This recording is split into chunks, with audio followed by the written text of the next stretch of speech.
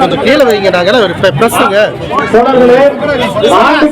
ஆட்சிக்கு வந்தா ஒரு ஆட்சிக்கு 2 கோடி இளைஞர்களுக்கு வேலை வாய்ப்பு தருவதாக சத்தியம் செய்தார்.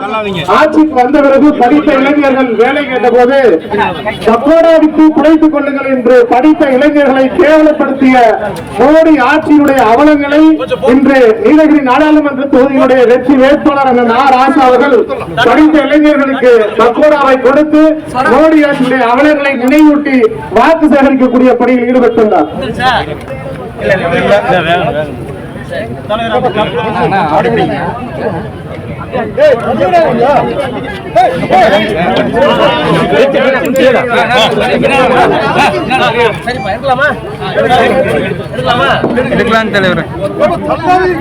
படித்த இளைஞர்களை பக்கோடாவிற்கு குறைத்துக் கொள்ளுங்கள் என்று கேவலப்படுத்திய பாஜக மோடி ஆட்சியினுடைய அவலங்களை தோலுரித்து காட்டிக் கொண்டிருக்கிறார் நீலகிரி நாடாளுமன்ற தொகுதியினுடைய வெற்றி வேட்பாளர் அண்ணன் ராசா அவர்கள்.